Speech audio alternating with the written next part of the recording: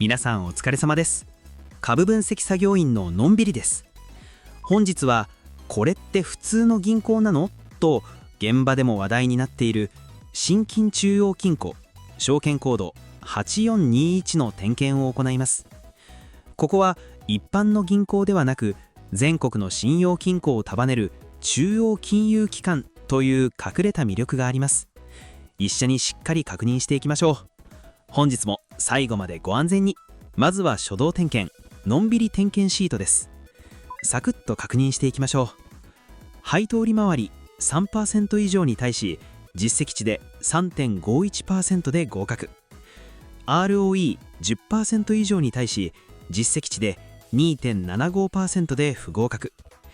自己資本比率 50% 以上に対し国内基準で 21.95% で不合格。配当成功 50% 以下に対し実績値で 52.5% で不合格。総じて金融機関特有の数値基準により不合格が多く見えますが、配当利回りは十分に魅力的という判定になりますね。次に事業内容の点検、稼ぎの柱です。全体の売上高にあたる経常収益の 93.9% が新金中央金庫の事業が占めています。残りの 6.1% が投資運用や証券業務などのその他事業です。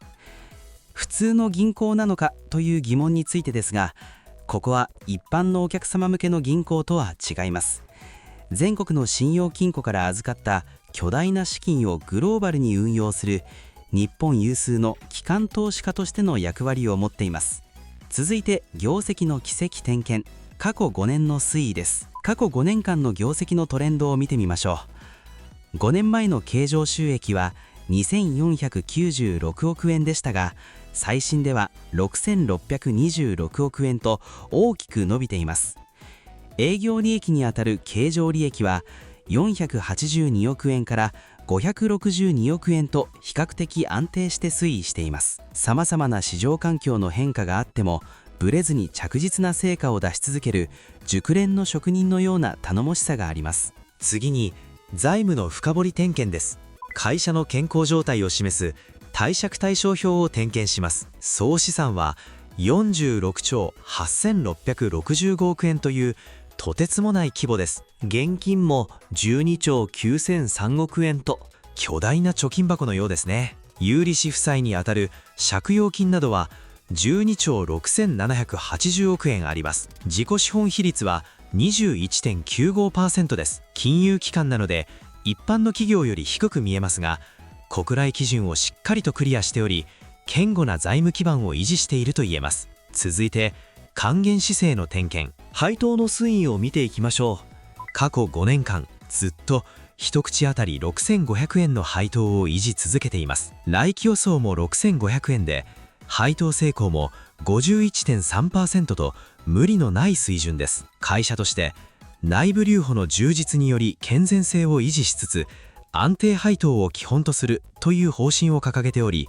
ぶれない還元姿勢はとても安心感がありますね。次に直近決算と将来目標です。最新の2026年3月期の決算では売上高にあたる経常収益が前期比でプラス 37.3% の6626億円、経常利益は前期比でマイナス 4.1% の562億円でした。有価証券の利息などで売上は大きく伸びましたが、預金利息などの調達費用が増えたため利益はわずかに下がりました。来期は経常利益610億円を見込み着実な回復を予想しています。ここで金利上昇でどうなるのと不安な方もいるかもしれません。少し専門的で難しいので、これをものづくりの工場に置き換えて3つのステップで解説しますね。実はとてもシンプルでポジティブな内容なんです。1つ目、調達コストは材料の仕入れです。銀行にとっての仕入れは預金です。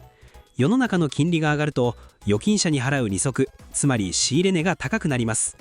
そのままではコスト高になってしまい一時的に利益が減ってしまいます。2つ目、変動金利へのシフトは販売価格の値上げです。新銀中央金庫は金利が上がることを予想してもらえる利息も連動して高くなる契約に資産を移していました。これは製造業で言えば、材料費が上がってもすぐに製品の販売価格を値上げできる仕組みを作っておいたのと同じです。3つ目、総資金利ざやは最終的な利益幅です。結果どうなったかというと、増えた仕入れコストよりも増えた販売価格の方が大きくなりました。差し引きの利益幅である利ざやはむしろ大きくなっているということです。要するに、支払いは増えたけど、それ以上に収入が増える仕組みを作っていたから儲かっていますよという力強いアピールですね。続いてチャートと需給の点検です。直近の株価は18万5200円付近です。2年間のスパンで見ても26万円台から18万円台へと見事な右肩下がりの下降トレンドを描いています。どこまで下がるんだろうと不安になるお気持ちよくわかります。このチャートについてテクニカルとファンダメンタルズの2つの視点から整理してみますね。まずはテクニカルな視点です。今は落ちてくるナイフの状態ですね。移動平均線は下を向いており、明確な反転のシグナルは見えません。まだまだ下がる可能性はあると警戒しておくのが安全な局面です。次にファンダメンタルズの視点です。これはバリュー投資のチャンスかもしれません。先ほど確認した通り、企業の稼ぐ力はしっかりしているのに株価だけが安くなっている状態です。企業本来の価値に対して株価が安く放置されている状態かもしれません。今後の買い時を探るために、一口当たりの配当金6500円が変わらないと仮定した場合の利回りと株価の目安を整理してみました。利回り 3.0% となる株価は約21万6600円。利回り 3.5% となる株価は約18万5700円。これが現在の水準で十分な高配当です。利回り 3.8% となる株価は約17万1000円。そして利回り 4.0% となる株価は約16万2500円。ここはかなり強い割安感が出る水準です。最後に結論、のんびりの判定です。総評として、新金中央金庫は巨大な資金力と安定した配当が魅力なディフェンシブ銘柄だと判定します。すでに利回り 3.5% という立派な水準に達しているため、企業価値に対して株価が売られすぎていると判断し、今の水準から少しずつ試し買いを始めるという戦略は十分に理にかなっています。もしまだまだ下がるのが怖いと感じる場合は、利回りが 3.8% の17万1000円や 4% の16万2500円に達したら買うというように、あらかじめ自分の中でルールを決めて指し値を入れておくのがおすすめです。そうすることで日々の値動きに一喜一憂することなく、のんびりと相場に向き合うことができます。具体的な指し値としては、直近の年初来安値である18万5100円付近をサポートラインと見立てて、安全に拾っていく戦略が有効だと考えます。皆さんはこの銘柄どう思われましたか？ぜひコメント欄で皆さんのご意見お聞かせください。今回の点検が少しでも参考になったら、忘れずにいいねとチャンネル登録、それと新機能のハイプボタンをよろしくお願いします。